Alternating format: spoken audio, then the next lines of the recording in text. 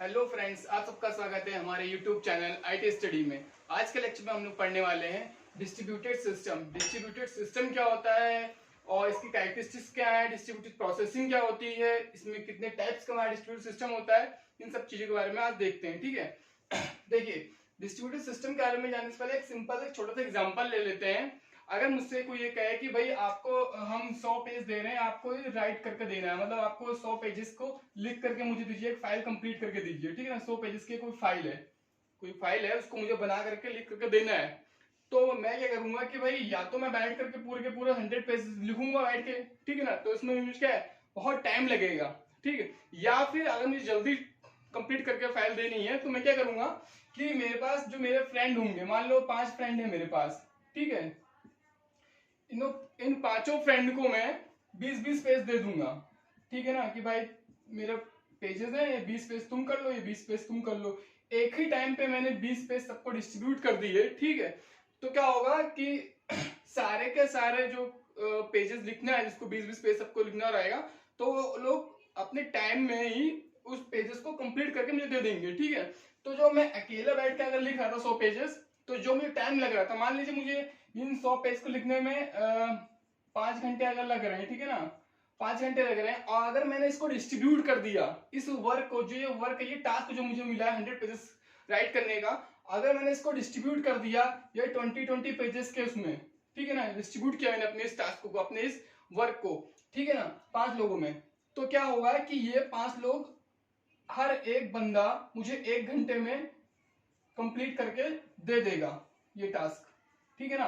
तो जो मेरी इफिशिएंसी होगी वो बढ़ जाएगी। इफिशिएंसी बढ़ने का मतलब क्या है कि जो मैं काम, यही काम मैं 5 घंटे में कर रहा था, वही काम अब मैं टोटल जो टाइम मुझे लगेगा इस 100 पेज कंप्लीट करने में, वो कितना लगेगा, सिर्फ 1 घंटा लगेगा। ठीक है।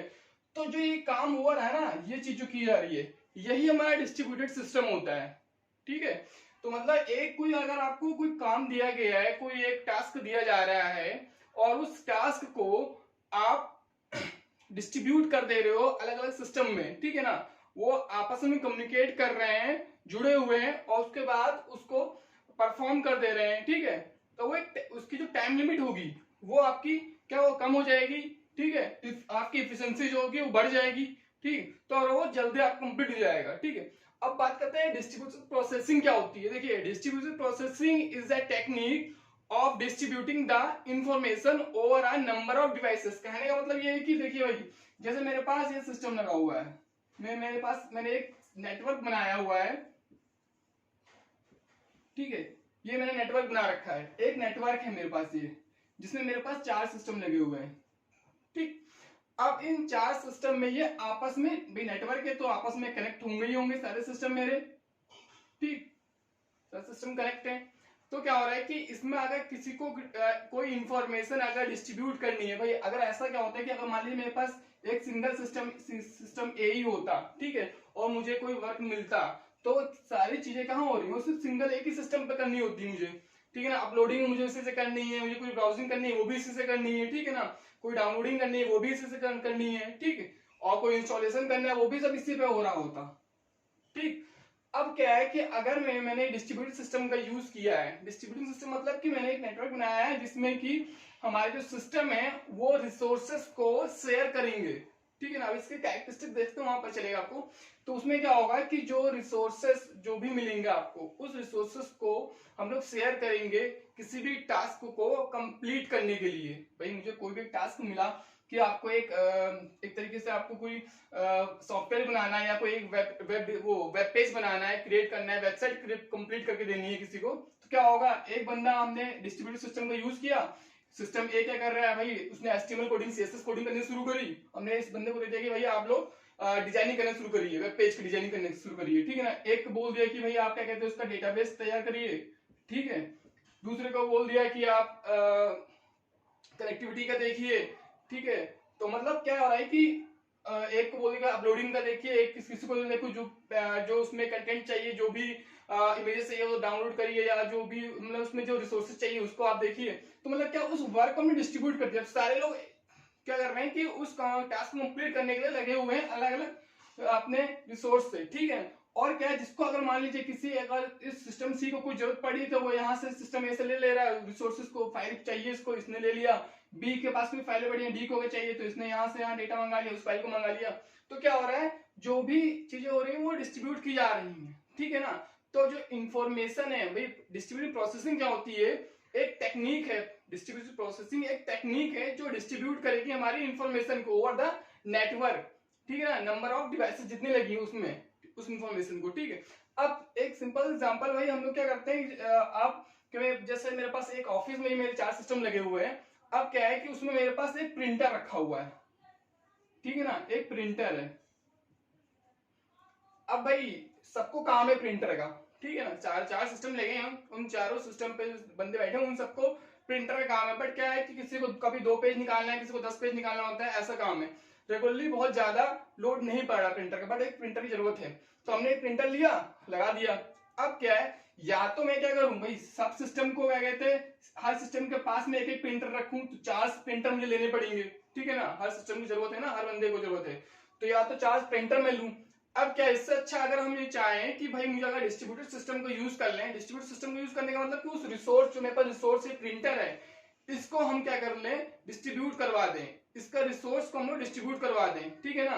तो उसका मतलब क्या है, इस रिसोर्स को सभी लोग यूज कर सकें। एक नेटवर्क ऐसा बना दिया गया जो उस नेटवर्क के थ्रू जो रिसोर्स है वो सबके लिए अवेलेबल रहेगा, सब लोग डिस्ट्रीब्यूट कर सकें उस रिसोर्स को।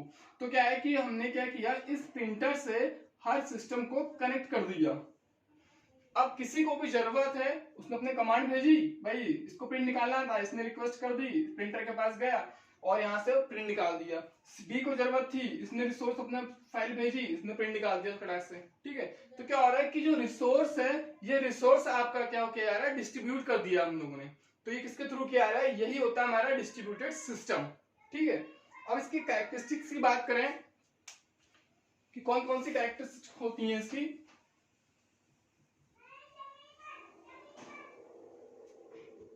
ठीक है, अब इसकी कुछ कैरेक्टरिस्टिक्स देख लेते हैं।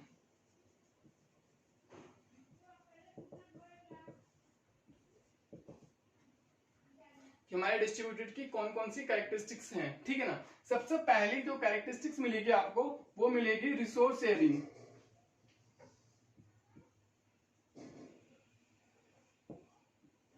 रिसोर्स शेयरिंग, ठीक है ना भाई, सिंपल सा हमने प्रिंटर को यूज किया, भाई मेरे पास जो सिस्टम लगे हुए थे, ये सिस्टम लगे हुए हैं, ठीक है।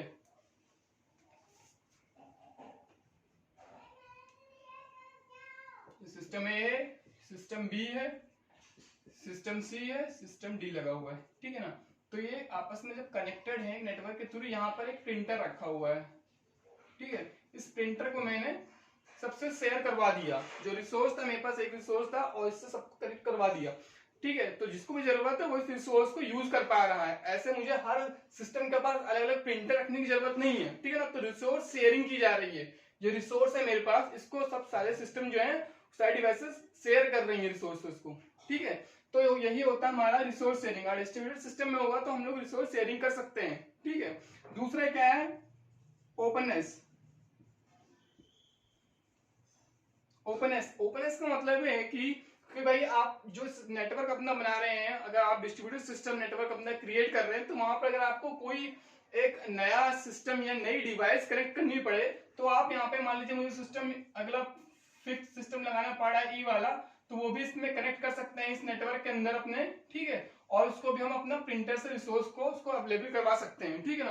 तो ये जो हमारा सिस्टम होगा डिस्ट्रीब्यूटेड सिस्टम, ये ओपननेस कैरेक्टरिस्टिक को फॉलो करेगा, ठीक है ना। उसमें हम लोग इजीली ऐड कर सकते हैं, ठीक। अगला होता है हेटेरोजेनिटी।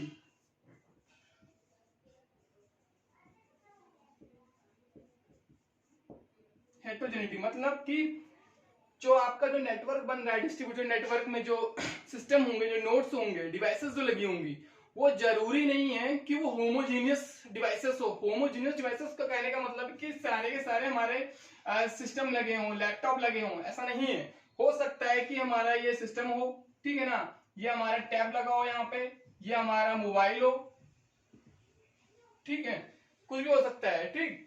और यहाँ पे हमारा लैपटॉप हो, ठीक है ना, उससे भी मिलकर के हमारा एक डिस्ट्रीब्यूटेड नेटवर्क बन सकता है। जरूरी नहीं है कि हर डिवाइस, जितने भी उस नेटवर्क के अंदर डिवाइस, अगर हमने डिस्ट्रीब्यूटेड सिस्टम बनाया है तो वो हमारा होमोजीनियस नेटवर्क हो, होमोजीनियस डिवाइसेस हो, सेम डिवाइसेस नहीं हो, अलग अलग डिवाइसेस भी हो सकती हैं और वो तब भी वो फॉलो करेगा हमारा, ठीक है, वो चलेगा। तो अलग अलग डिवाइसेस होंगी ये, ठीक है ना, इसीलिए बोला जा रहा है कि ये हेट्रोजेनिटी नेटवर्क होगा हमारा एक तरीके से, ठीक है। उसके बाद अगला अगला जो प्रॉपर्टी है वो है कंकरेंसी।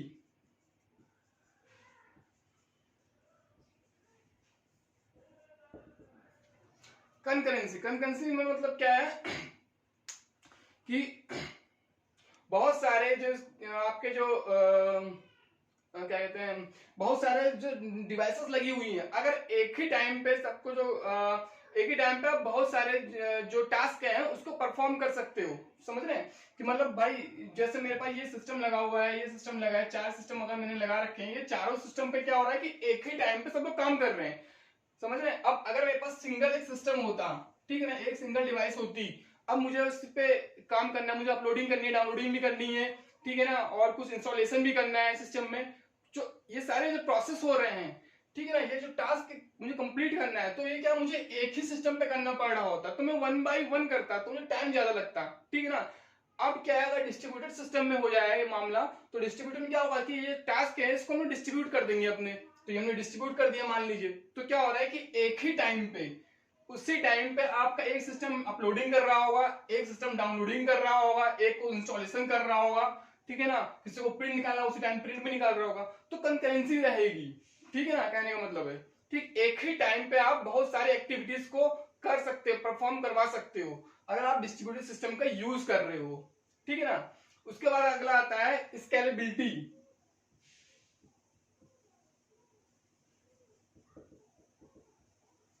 स्केलेबिलिटी, स्केलेबिलिटी में है कि आप जो डिवाइसेस को अगर आपको ऐड करना पड़े अपने रिक्वायरमेंट, मान लीजिए आपको जो टास्क मिल गया वो बहुत बड़ा टास्क मिल गया, ठीक है ना, वो आपका जो 4 सिस्टम लगे थे उससे कंप्लीट नहीं हो सकता, ज्यादा आपको हैवी वर्क मिल गया है, तो क्या कर सकते हैं हम लोग, अगर हमको जरूरत पड़ेगी कि भैया नहीं हमको 2 सिस्टम उसमें और एड ऑन करने पड़ेंगे, ठीक है ना, 2 सिस्टम जो और जरूरत है हम उस पर भी डिस्ट्रीब्यूट कर सकते हैं काम को, ताकि वो लोग भी काम करें, तो कि हमारा टास्क जो जल्दी कंप्लीट हो जाए। तो क्या है कि अगर डिस्ट्रीब्यूट सिस्टम होगा तो हम लोग उस सिस्टम को भी अपने टास्क के लिए उन सिस्टम को एड ऑन कर सकते हैं, ठीक है ना, डिवाइसेस को जोड़ सकते हैं इजिली, ठीक है ना, वही स्केलेबिलिटी है हमारी, ठीक है ना, कि अपने जो हमको मिल रहा है, जो टास्क मिल रहा है उसके रिकॉर्डिंग अगर मुझे नीड है और डिवाइसेस को कनेक्ट करने की, तो मैं और डिवाइसेस को कनेक्ट कर सकता हूँ, ऐड कर सकता हूँ, ठीक है ना, तो वही चीज है स्केलेबिलिटी, ठीक। अगला है 6 रिडंडेंसी।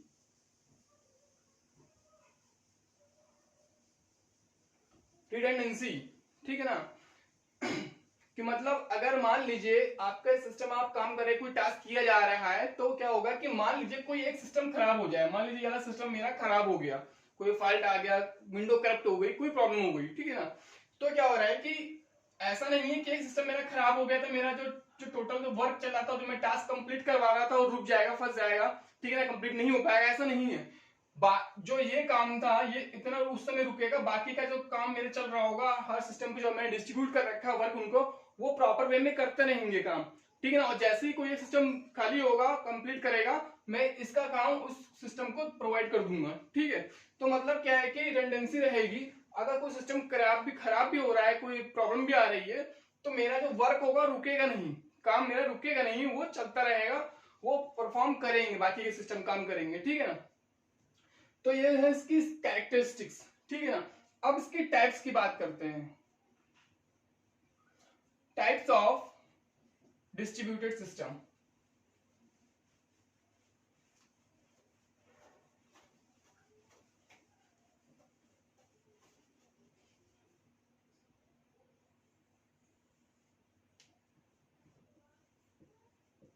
टाइप्स ऑफ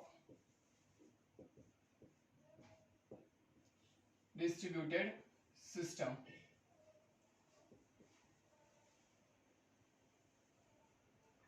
ठीक है।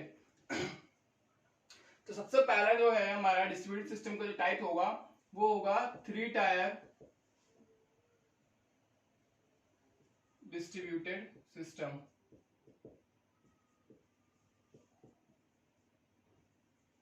ठीक है ना। Three tier distributed system. इसमें क्या होगा, आपकी जो 3 लेयरें होंगी, ठीक है ना, 3 अलग अलग पार्ट्स होंगे जिसके थ्रू क्या कहते हैं जो आपका जो डिस्ट्रीब्यूटेड सिस्टम होगा वो वर्क करेगा। उसमें क्या होगा, सबसे पहले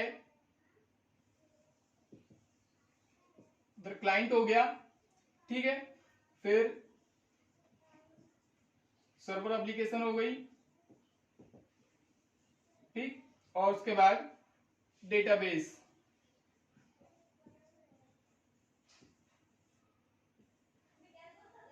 ठीक है। तो जो थ्री टायर डिस्ट्रीब्यूटेड सिस्टम होगा वहां पे 3 अलग अलग लेवल होंगे, ठीक है ना, 3 कंपोनेंट होंगे, क्लाइंट होगा, सर्वर एप्लीकेशन होगी, डेटाबेस होगी। इसमें कैसा वर्क करेगा भाई कि क्लाइंट को मान लीजिए कोई भी रिक्वेस्ट चाहिए, उसने रिक्वेस्ट भेजी है कि मुझे फेसबुक का वेब पेज चाहिए, ठीक है ना, मुझे लॉगिन करना है, तो क्या होगा, वो क्लाइंट का जो रिक्वेस्ट होगी वो जाएगी सर्वर एप्लीकेशन के पास सबसे पहले, ठीक है ना, उस सर्वर एप्लीकेशन के पास जाएगी। उसके बाद क्या है, उस सर्वर एप्लीकेशन से सर्वर क्या करेगा, उसको अपने डेटाबेस में चेक करवाएगी भाई जो रिक्वेस्ट भेजी गई है ये रिक्वेस्ट सही है कि गलत है, ये चीज अवेलेबल है भी या नहीं सर्वर के पास हमारे डेटाबेस में, ठीक है ना, वो चेक करेगा, देखेगा कि हाँ भाई है, ठीक है ना, तो उसका क्या करेगा, रिस्पॉन्स जनरेट करेगा। तो डेटाबेस क्या करेगा, उस रिस्पॉन्स जनरेट करेगा और उसको सर्वर एप्लीकेशन पर भेजेगा, और सर्वर एप्लीकेशन क्या करेगा, उस जो रिस्पॉन्स मिल रहा होगा डेटाबेस से, जो डेटा आ रहा है या वेब पेज जो मिल रहा है हमको, उसको क्या करेगा, वापस क्लाइंट के पास भेजेगा। तो 3 स्टेप में आपके पास पहुंचेगा, मतलब, ठीक है ना, ये ऐसा प्रोसेस होगा। क्लाइंट रिक्वेस्ट करी, सर्वर एप्लीकेशन के पास जाएगी, सर्वर एप्लीकेशन क्या करेगा, उसको डेटाबेस में जाएगा, ठीक है ना, उसको भेजेगा और डेटाबेस में चेक करके उसका रिस्पॉन्स जनरेट होगा और वो रिस्पॉन्स वापस सर्वर एप्लीकेशन के पास जाएगा और उसके बाद क्लाइंट के पास पहुंचेगा, ठीक है। तो ये ऐसा काम करेगा हमारा थ्री टायर डिस्ट्रीब्यूटेड सिस्टम, ठीक है। उसके बाद आते हैं पीयर टू पीयर।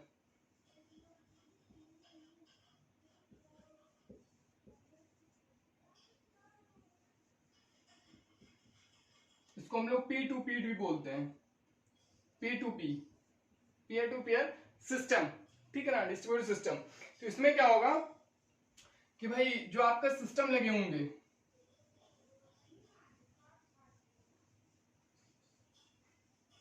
ठीक है, ये सिस्टम अगर मेरे पास 4 लगे हैं तो इसमें ये कोई कंफर्म नहीं है कि कोई एक सिस्टम हमारा या इसमें कोई एक हमारा सर्वर होगा या ये क्लाइंट होगा, ऐसा कुछ नहीं होगा, ठीक है ना। 4 का सिस्टम लगे हैं, चारों सिस्टम में कुछ फाइलें पड़ी होंगी अपनी, ठीक है ना, डेटा कुछ पड़ा है सबके पास, ठीक है।